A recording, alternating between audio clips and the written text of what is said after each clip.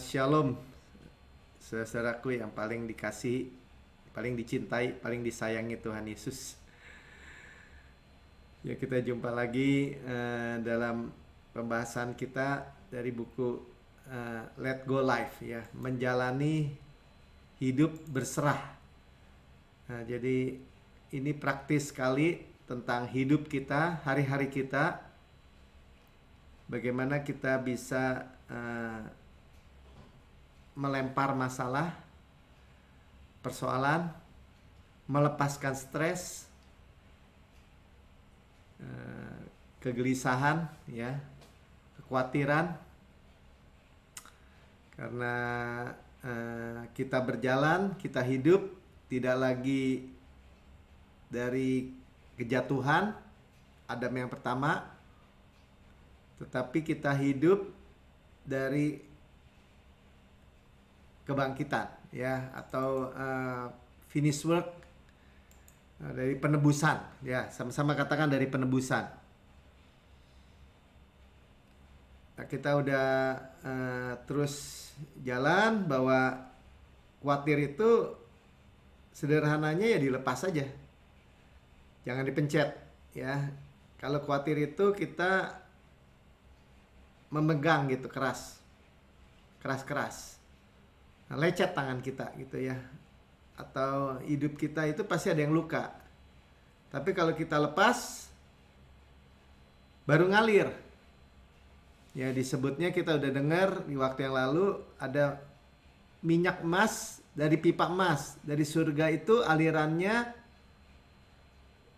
lancar, ya. Dari surga itu alirannya lancar ke dalam setiap aspek, setiap dimensi, setiap spektrum, setiap wilayah kehidupan kita.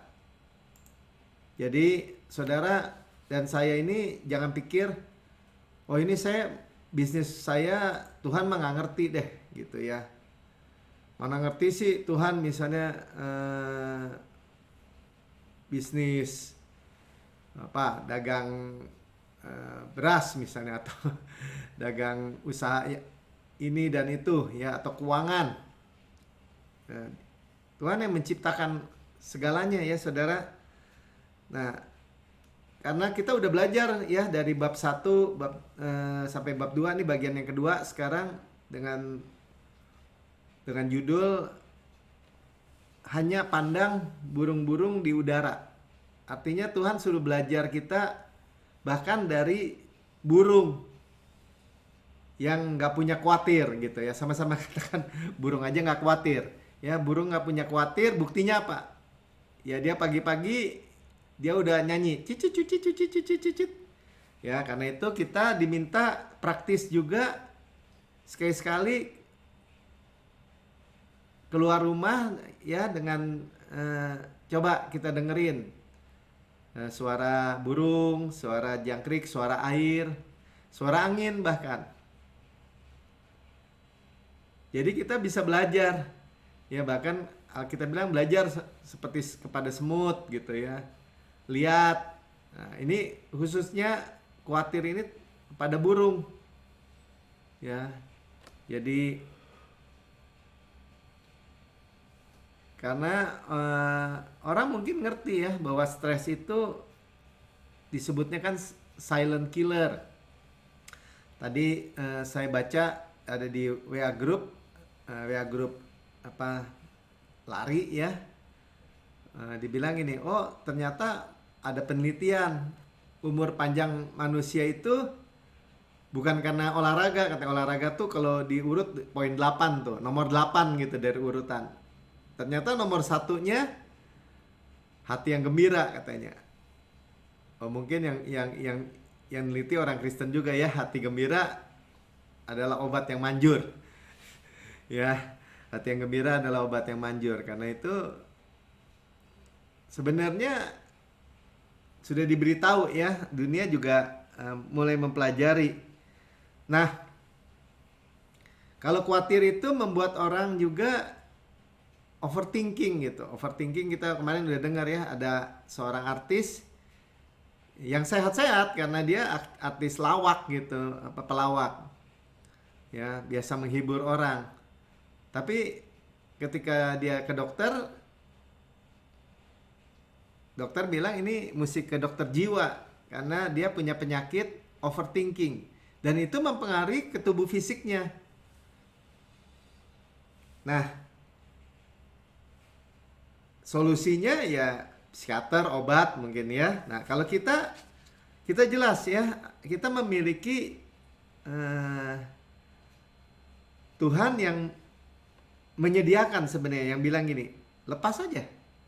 Nah, berani nggak? Ya, jadi kalau review sedikit ya, kalau kita lihat burung, karena ini judulnya pandanglah burung di udara. Tadi kita bilang burung aja nggak khawatir. Jadi kalau burung ngomong sama temannya sesama burung, dia bilang gini, kenapa ya manusia begitu sibuk, begitu khawatir? Ya burung yang satu bilang, karena mereka nggak punya bapak seperti kita. Nah, jadi sebenarnya itu mengingatkan kita memiliki bapak yang seperti burung. Bukan yang seperti burung ya. Bapak yang memperhatikan, memelihara, memberi makan, mengurus, melindungi. Ya kan dibilang ini, itu burung harganya nggak seberapa. Satu uang dapat 2. Kalau punya 2 uang dapat 5, gratis 1. Tapi murah sekali. Tapi nggak satu jatuh ke tanah. Ya, jangan sampai jatuh katanya. Kalau Tuhan nggak mengendaki. Ya, artinya kita juga jangan sampai jatuh miskin, jatuh kelaparan, jatuh sakit, kena wabah. Karena burung aja dipelihara, nggak satu jatuh ke tanah kalau Tuhan tidak mengendaki. Ya, jadi kita bisa berkata kalau khawatir, Tuhan bukan urusanku, urusanmu. Tapi lempar dulu kan. 1 Petrus 5 ayat 7 menjadi ayat andalan kita dalam buku ini. Ya, serahkanlah, lempar katanya. Lempar khawatir. Ya, segala kekhawatiranmu. Bahkan Tuhan bilang segala, berarti ya segala, ya segala. Oh. Sama-sama katakan segala. Nah, ini enaknya urusan sama Tuhan gitu. Segala ya segala. Segala masalah ya segala masalah. Yang kalau itu membuat kamu khawatir, ya itu lempar. Mau masalah kesehatan, mau masalah keuangan, mau masalah usaha, bisnis, sekolah, masa depan. Ya, kepadanya, kepada Yesus. Ada alasannya karena dia yang memelihara kita, dia yang care, yang pedulikan kita. Ya kita tinggal bilang, sebab Tuhan yang pelihara saya. Tuhan bukan urusan saya lagi, urusanmu. Misalnya sekarang nih, detik ini juga, masih ada khawatir apa? Besok mau makan apa? Aduh gimana nih, wabah nggak habis-habis, pandemi. Saya bisa lempar dan bilang, bukan urusanku lagi, urusanmu. Ya, jadi ketika Tuhan bilang pandang burung di udara, ya kita pandang aja. Oh ya, dia nggak khawatir, apalagi saya gitu ya. Nah,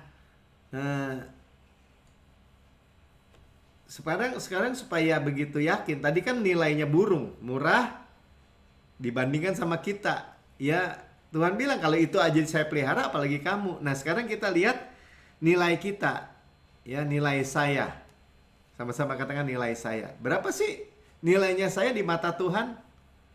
Betul saya, apakah saya benar berharga? Saya ini apa sih? Ya kan ada orang bilang itu, ya kita mah cuma cacing-cacing debu tanah. Kita mah, aduh semut aja enggak. Di mata Tuhan mah kita, aduh nggak ada apa-apanya. Betul, tapi nilainya berapa? Baca dulu ya. Roma 8 ayat 32. Ini kita nggak banyak ayat, tapi saudara saya mau gini. Saudara kita merenungkan benar-benar hal-hal yang praktis dalam kehidupan kita. Ya, praktis banget gitu, praktis sekali. Kita bisa benar-benar pause gitu ya. Pause tuh kalau dulu kan kaset tuh dinyalain terus di pause, diberhenti dulu, lihat aja. Tenang dulu, lihat dulu. Apaan sih nih gitu ya. Kenapa ya kita mesti khawatir? Tapi kan ada orang bilang gini, ya Bapak enak. Nah gitu kan, biasanya orang banding-bandingin sama orang lain. Sama, semua orang. Makanya orang dunia bilang apa ya, sama masih hidup pasti ada masalah katanya. Kalau nggak mau punya masalah ya mati aja katanya, kan gitu. Sebenarnya kita udah mati bersama Kristus. Kita ini udah mati, tapi kita bangkit, hidup, dan hidup bersama Kristus. Kristus di dalam kita di dalam Kristus. Berarti ada benernya, cuman kita sudah mati.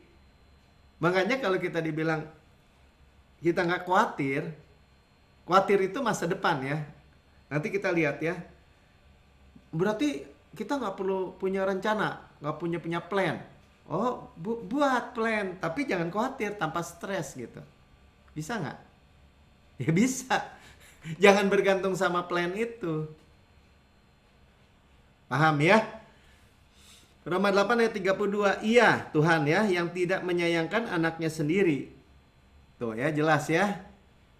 Bukannya berarti Tuhan Yesus tuh gak disayang, bukan. Tuhan Yesus itu anak tunggal Bapa. Sama-sama katakan anak tunggal Bapa. Ya, satu-satunya kan anak tunggal. Termulia, paling dikasihi. Darling of heaven, termulia di surga. Pokoknya yang paling berharga. Satu-satunya, paling dikasihi. Ya, tetapi yang menyerahkannya bagi kita semua. Dia itu dikaruniakan karena begitu besar kasih Allah akan dunia ini sehingga dia mengaruniakan anak yang tunggal. Kan firman-Nya bilang gitu. Diberikan cuma-cuma gitu aja. Jadi kalau dibalik, ntar dulu, ini diberikan buat apa nih? Bukan untuk menghukum atau menghakimi dunia, tapi untuk menyelamatkannya. Dengan apa? Dengan nyawanya sendiri. Korban penebusan makanya. Bagaimanakah mungkin? Makanya ditanya balik, bagaimanakah mungkin ia tidak mengaruniakan segala sesuatu? Itu freely itu katanya cuma-cuma, gratis. Bagaimanakah mungkin ia tidak mengaruniakan segala sesuatu cuma-cuma gitu kepada kita bersama-sama dengan Dia, ya. Saudara, kalau kita baca Alkitab selalu banyak ada pertanyaan-pertanyaan retoris.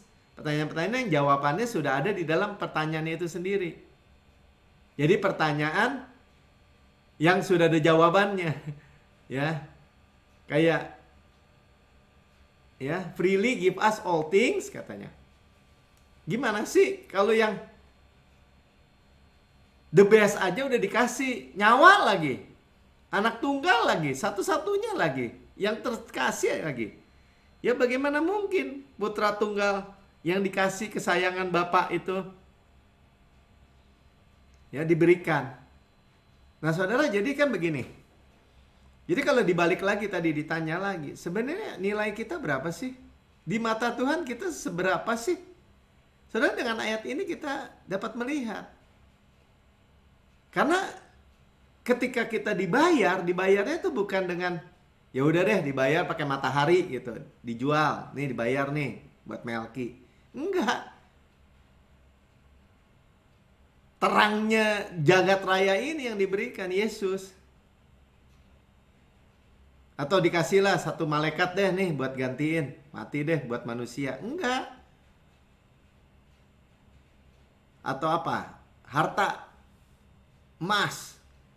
Seluruh emasnya di surga tuh dikasih buat beli manusia. Enggak juga. Ya. Jadi saudara, yang pertama seperti gini bayangannya.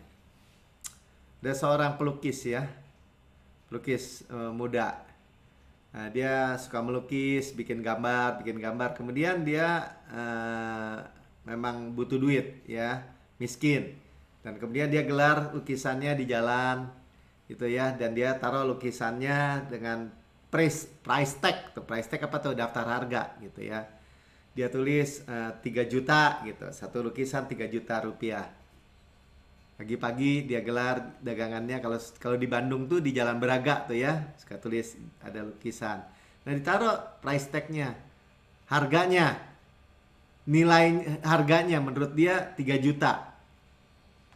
Nah, dia tungguin pagi-pagi, dia semangat gitu ya, mulai berjalannya waktu, orang lewat, lihat, nggak ada yang beli. Nggak ada yang beli, makin lama makin siang. Kemudian dia pikir, aduh kemahalan kali ya.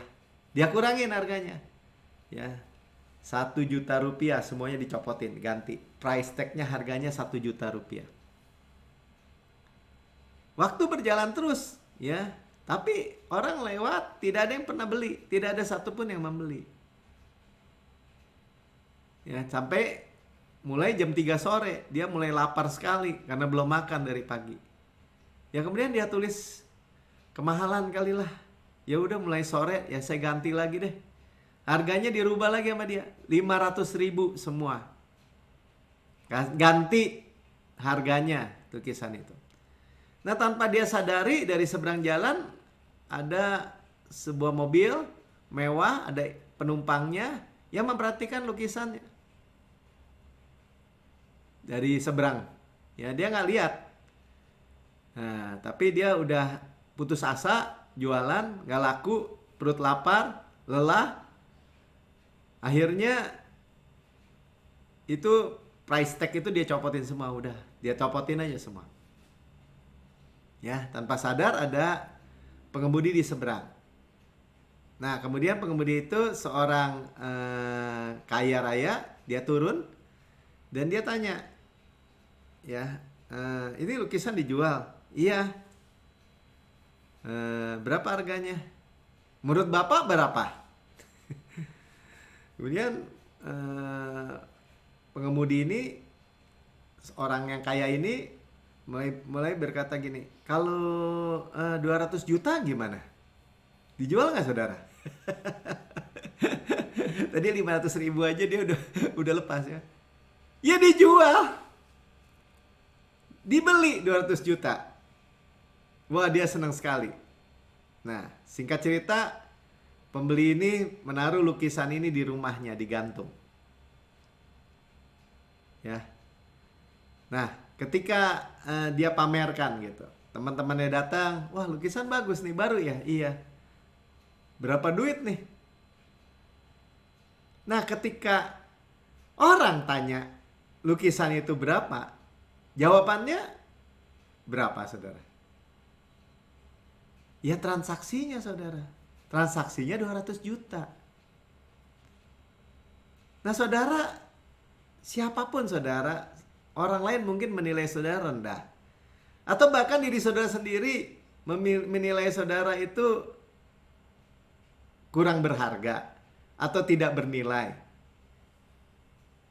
Atau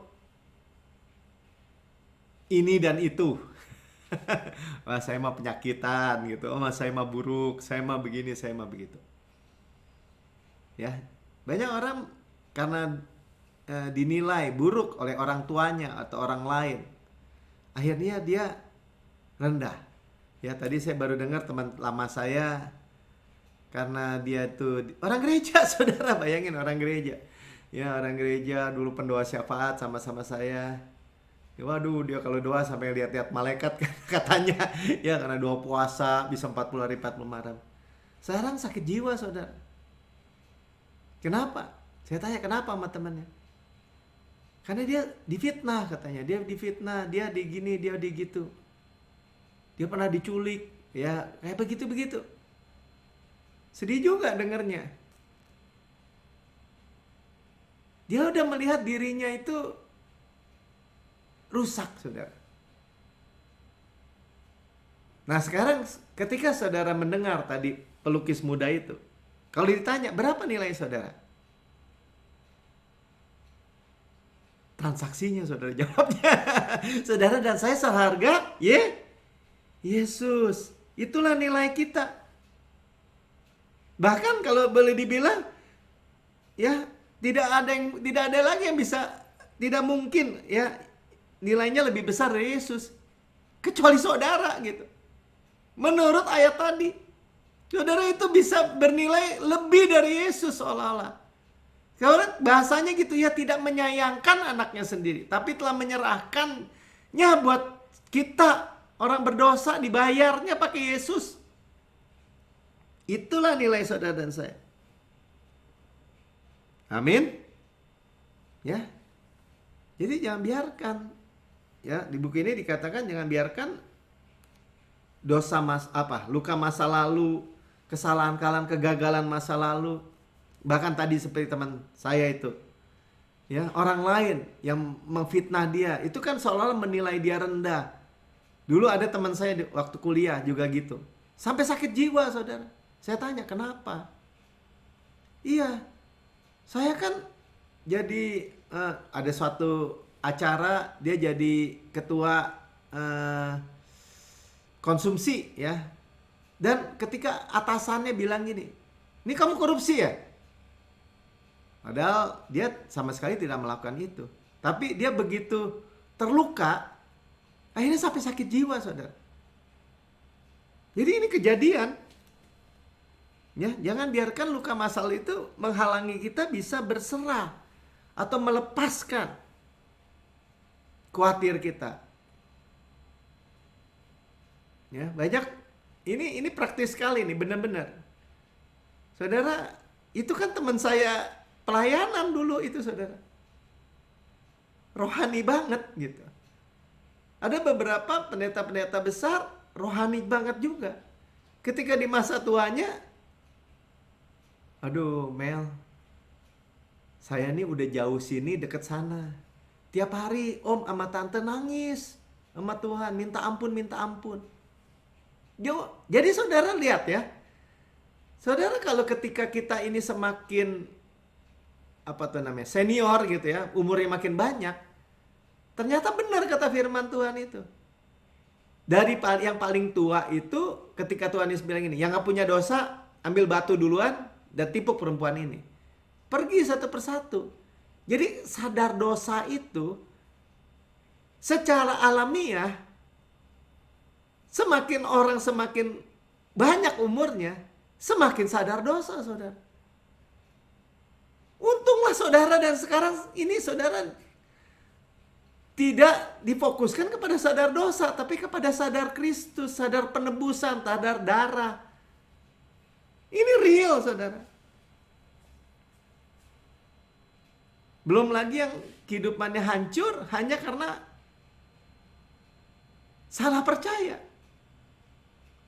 Anak-anaknya hancur, keluarganya hancur, keluarga anak-anaknya hancur, kawin cerai. Ya ini salib saya, katanya. Padahal dia hamba Tuhan yang hebat dulu. Saudara lihat betapa berbahayanya kalau saudara dan saya nggak mengerti bahwa misalnya salib tadi, bicara salib saudara itu sudah dipikul oleh Yesus. Kekhawatiran akan anak-anak masa depan sudah dipikul oleh Yesus. Ya, jadi sebenarnya tingkat kekhawatiran kita, ya, khawatir tuh kalau Bapak pelihara saya apa enggak ya? Saya bernilai nggak di mata Bapak ya? Itu berkaitan langsung dengan tingkat keyakinan kita sebenarnya. Tingkat percaya kita. Ya. Kita percaya Bapak yang seperti apa? Bapak yang merancangkan apa dalam kehidupan kita? Merancangkan yang kesedihan? Kayak tadi hamba Tuhan itu bilang, ya ini salib saya, seolah-olah Tuhan tuh yang kasih dia gitu. Padahal nanti kita lihat ya, padahal nomor rambut di kepala kita tuh dinomorin. Sama-sama katakan, ya saya selalu bilang kan, ini saking sayangnya nih Tuhan sama kita nih. Udah dikasih Yesus, ya, dan rambut kepalamu pun numbered gitu, numbered semuanya. Jadi dinomorin semua ini. Nggak ada satu jatuh ke tanah kalau Tuhan nggak mengendaki. Dan jangan dibalik.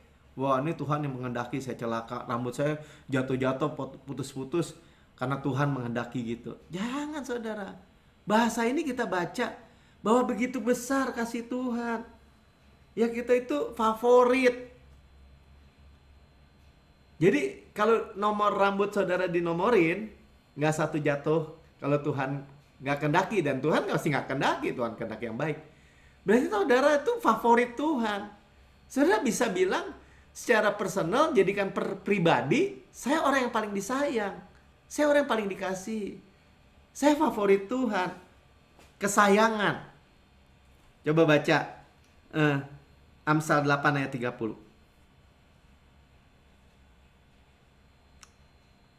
Mana nih? Ya. Amsal 8:30 ya, kita baca sama-sama. Aku ada sertanya sebagai anak kesayangan. Ini memang bicara hikmat. Yesus ya. Kristus bagi kita adalah hikmat. Anak kesayangan. Disebutnya. Setiap hari aku menjadi kesenangannya.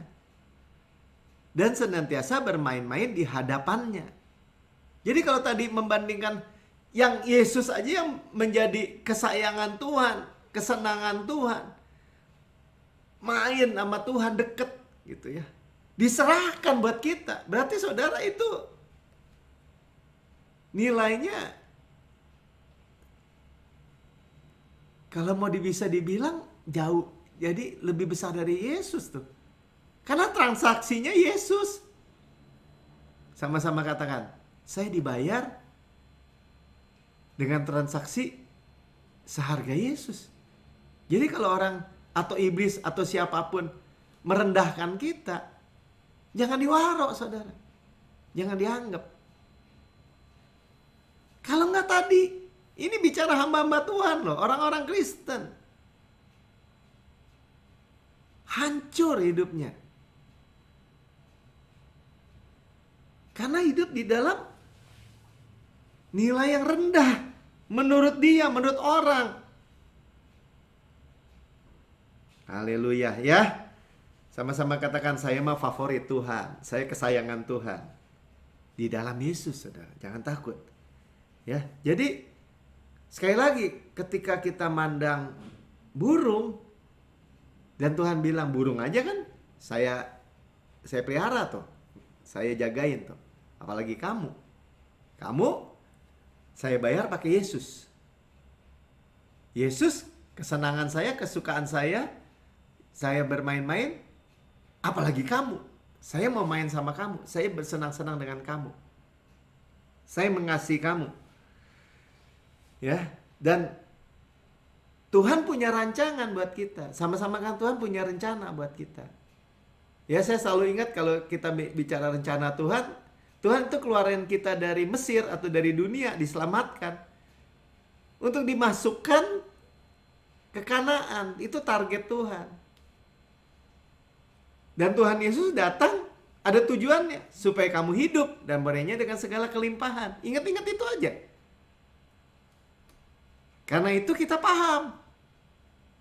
Oh, setelah diselamatkan, setelah dibebaskan, setelah dimerdekakan, Tuhan memberkati kita. Sama-sama kata Tuhan memberkati saya.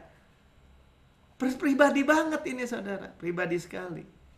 Ya, coba kita baca ayat terakhir. Yeremia 29 ayat 11. Ayat yang terkenal juga. Ya, jadi bilang Bapak itu bukan perancang kesedihan ya. Buat hidup kita. Bukan perancang kecelakaan buat hidup kita. Ya, bukan merancang penyakit buat hidup kita. Jadi jangan mau. Jangan pernah mau aja. Oh, ini diizinkan Tuhan. Kalau gitu nggak cocok sama ayat ini. Sudah tahu perancang? Ya, arsitek, perancang bangunan, ya, atau perancang baju, ya, perancang mode, bukan Mik. Ya, sebab aku ini mengetahui rancangan-rancangan apa yang ada padaku mengenai kamu. Tuhan tahu, kamu juga harus tahu. Demikian firman Tuhan. Yaitu rancangan shalom, rancangan damai sejahtera. Bukan tadi seperti yang saya baru dengar ini. Bukan rancangan stres, bukan. Bahkan sampai sakit jiwa. Sudah pernah lihat nggak orang Kristen sampai sakit skizofrenia gitu, sakit jiwa beneran. Kristen. Ya, nggak bisa. Sebenarnya rancangan itu rancangan shalom, peace of mind, kesehatan, kemakmuran. Dan bukan rancangan kecelakaan. Jadi saudara jangan pernah ditakut-takutin. Sekalipun sama penjual asuransi. Enggak, gitu aja. Ya, wah mana bisa sih? Orang kan pasti ada bisa celakanya. Nanti kalau rumahnya kebakaran gimana? Kalau tokonya kebakaran gimana? Enggak. Karena rancangan Tuhan bagi saya ada rancangan, bukan rancangan kecelakaan. Wabah, penyakit, pandemi, tragedi. Ya kan tragedi gitu, saudara. Orang Kristen di masa tuanya dulu pelayanannya, wah pengurapan gitu. Hancur saudara, benar-benar hancur hidupnya. Anak-anaknya kawin cerai, kemudian kawin sama agama lain gitu. Bisnisnya hancur. Loh, nggak cocok sama ini saudara. Saudara mau percaya yang mana? Ya tapi Pak, buktinya, bukan jangan buktinya gitu. Percaya benar pasti menghasilkan kehidupan benar. Dan kalau kita percaya benar, karena kita percaya kita berkata-kata. Sama-sama katakan, karena saya percaya saya berkata-kata. Saya berkata-kata firman ini untuk memberikan kepadamu hari depan yang penuh harapan. Dan kita udah belajar bahwa harapan di dalam perjanjian baru kita itu elpis. Karena bahasa Yunani ya. Positive expectation of good. Hal-hal yang positif. Yang kita harapkan yang baik. Certain, pasti. Sama-sama katakan pasti. Kenapa? Ya Tuhan yang rancang. Dan Tuhan yang bangun lagi. Kan hikmat yang membangun gitu, membangun mansionnya. Haleluya ya. Jadi saudara, udahlah. Ya, jadi jangan khawatir, nggak bisa bayar ini, nggak bisa bayar itu, begini begitu. Saya mau baca aja nih ya, dari terakhir saya mau baca dari kesaksiannya aja dari buku ini ya. Dari halaman 27-28 nih. Pasangan yang diberkati oleh Injil kasih karunia.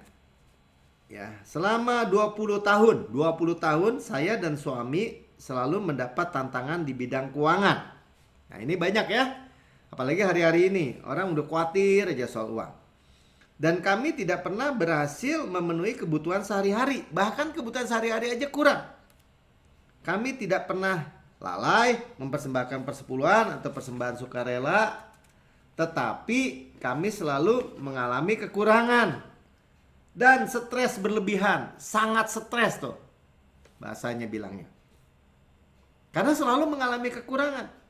Sekalipun dia bilang perpuluhan, persembahan. Kami sangat bingung karena sudah mencoba semua. Nah, lihat ya, jadi usaha mencoba. Ya, yang kami tahu cara-cara spiritual maupun finansial. Segala cara udah dikeluarin. Nah, sekitar 2 tahun lalu saya mulai menyaksikan Josephine di televisi dan menerima penyingkapan kasih karunia yang benar. Nah, ketika saudara lihat penyingkapan kasih karunia, saudara dengar apa? Supply. Lalu saya mulai menyaksikan semua video YouTube dan rekaman siaran di internet sehingga saya dapat belajar untuk tetap tenang. Nah, itu kata kuncinya ya. Belajar rest sebenarnya ini. Akhirnya saya dan suami memperoleh pencerahan, memperoleh ting, hatinya terang ya. Dalam 2 bulan terakhir, suami saya mendapat pekerjaan bergaji tinggi yang tidak pernah ia lamar. Ya, kami mendapat kontrak untuk menjual rumah, padahal sebelumnya kami sudah mencoba 5 kali dan tidak pernah berhasil. Nah, jadi kenapa tidak berhasil? Karena stres. Kami mendapat kontrak terus ya. Dan kini kami tinggal di rumah yang lebih besar di lingkungan yang aman dan ramah. Kami berubah selamanya setelah mengetahui bahwa Kristus telah membayar lunas semua kebutuhan kami. Sudah dibayar lunas. Dan kami sesungguhnya tidak perlu melakukan segala sesuatu dengan usaha sendiri. Paham?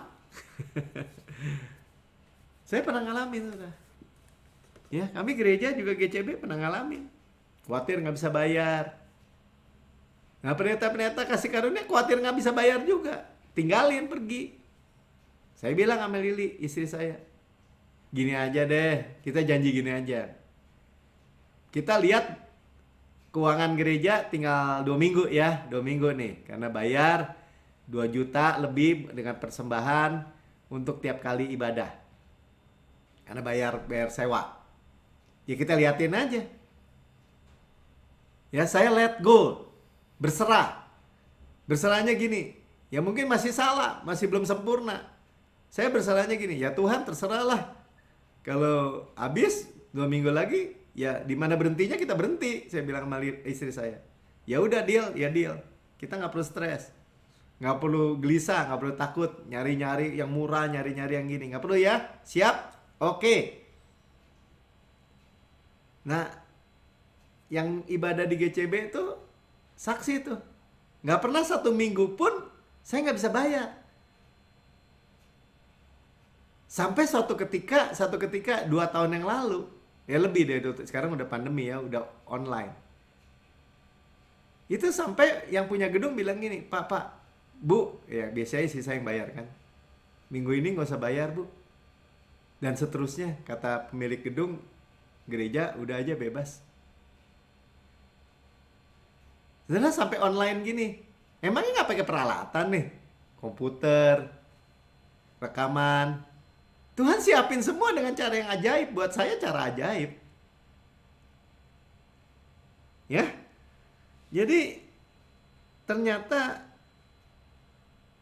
berkat Tuhan yang menjadikan kaya, dia tidak tambahkan dengan duka cita, itu benar. Ya, jadi saudara, oke ya, saya nggak panjang lebarkan.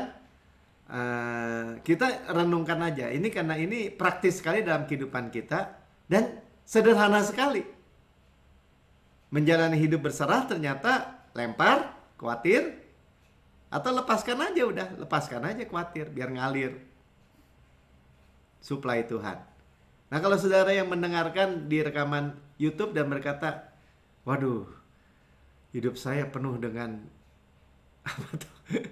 Ada orang bilang, penuh dengan drama katanya. Baru selesai masalah ada masalah yang berikutnya. Baru selesai masalah ada masalah berikutnya. Kayaknya nggak pernah saya hidup lepas dari masalah. Sering dengar gak ada orang ngomong gitu? Sementara saudara hidup dijanjikan oleh Tuhan, lemparin, serahin semua. Saudara hidup worry free. Bebas dari khawatir, stres, dan gelisah. Nggak bisa tidur, harus makan obat tidur. Nggak bisa senang, baru senang dikit, ada lagi masalah. Saudara mau mendengar itu dan saya berkata, saya mau terima Yesus. Ayo ikuti saya berdoa. Katakan, Tuhan Yesus yang maha mulia, saya menerima Engkau sebagai Tuhan dan Juru Selamat pribadi saya. Saya percaya, dengan mulut mengaku, dengan hati percaya bahwa Engkau mati buat saya, dibangkitkan, dan naik ke surga, duduk di sebelah kanan Allah Bapa, dan menaruh saya bersama-sama dengan Engkau. Saya anak yang paling dikasihi, paling dicintai oleh Engkau. Dan sekarang saya lempar semua masalah saya. Saya gak mau lagi hidup di dalam siklus kekalahan, siklus pecundang. Dan saya percaya Tuhan, pemeliharaan di dalam nama Tuhan Yesus. Amin.